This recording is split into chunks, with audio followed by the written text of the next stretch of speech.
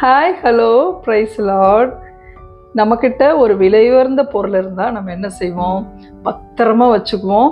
அதை எடுத்து உபயோகப்படுத்த மாட்டோம். ஏன்னா அதனோட மதிப்பு குறைஞ்சிரும், இல்லை உடைச்சிருவோம், தொலைச்சிருவோன்னு பயத்தில் எங்கேயாவது பத்திரமா சேஃபான ஒரு இடத்துல வச்சுருவோம். இந்த உலகத்தில் இருக்கிற எல்லா விலையுயர்ந்த பொருளை விட ரொம்ப ரொம்ப விலை உயர்ந்தது எது தெரியுங்களா? நம்ம கரத்தில் இருக்கிற இந்த வேதாகம் தான். ஏன்னா இதுதான் நம்மளை பரலோகம் கொண்டு செல்லும். அதுக்காக இந்த பைபிளை ரொம்ப விலை உயர்ந்தது, ரொம்ப மதிப்பு அதிகமானது அப்படின்னு நம்ம ஒரு இடத்துல பூட்டி வைக்க முடியாது. தினமும் எடுத்து படிக்கணும், பழகணும், வாசிக்கணும், நேசிக்கணும், சுவாசிக்கணும்.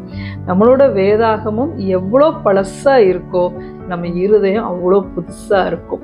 நம்ம வேதாகமும் எவ்வளோ புதுசாக இருக்கோ நம்ம இருதயம் அவ்வளோ பழசாக இருக்கும். நீங்கள் உங்கள் வேதாகமத்தை பாருங்கள், இது புதுசாக இருக்கா பழசாக இருக்கான்னு பார்த்துக்கங்க. ஓகேங்களா? வாங்க இன்னைக்கு வசனத்துக்குள்ளே போகலாம். சுற்றிலும் அதன் அளவு 18,000 கோலாகும். அந்நாள் முதல் நகரம் யெகோவா ஷம்மா என்னும் பெயர் பெறும். எசேக்கியேல் 48:35. இதில் நம்ம யெகோவா ஷம்மா அப்படிங்கிற ஆண்டோட நாமத்தை மாத்திரம் தான் இன்றைக்கி நம்ம மனப்பாடம் பண்ணி அறிக்கையிட போகிறோம்.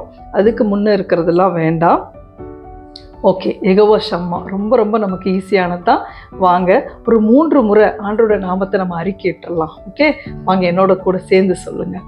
யெகோவா ஷம்மா. எசேக்கியேல் 48:35. சொல்லுங்கள் மறுபடியும். யெகோவா ஷம்மா. எசேக்கியேல் 48:35. யெகோவா ஷம்மா. எசேக்கியேல் 48:35. இந்த யெகோவா ஷம்மா அப்படிங்கிற இந்த பதம் எபிரேய பதம். ஆங்கில வேதாகமத்தில் இதற்கு த லார்ட் இஸ் தேர், கர்த்தர் இருக்கிறார் அப்படிங்கிற அர்த்தம் போட்டிருக்கு. கர்த்தர் எங்கே இருக்கிறார்? என்னோடு இருக்கிறார், எனக்குள் இருக்கிறார், எப்போதுமே இருக்கிறார். மனிதர்கள் நம்மளை விட்டு போயிட்டாங்க, என் கூட யாரும் இல்லை அப்படின்னு நினைக்கவே நினைக்காதீங்க. அப்படி ஒரு நினப்பு வந்துச்சுன்னா இந்த வசனத்தை சொல்லுங்க. எசேக்கியேல் 48:35 எடுத்து அந்த யெகோவா ஷம்மான்னு எழுதியிருக்கிற அதுக்கு மேலே கை வச்சு, யெகோவா ஷம்மாவாகிய தேவன் நீர் என்னோடு எப்பொழுதுமே இருக்கிறீர் என்று நீங்கள் சொல்லுங்கள். அப்படியே உங்கள் கூட ஆண்டவர் இருக்கிறத நீங்கள் உணர்வீங்க. ஓகே, நாளைக்கு இன்னொரு வசனத்தோடு உங்களை நான் பார்க்குறேன். டாட்டா, பாய் பாய். வேதம் என் மனமகிழ்ச்சி.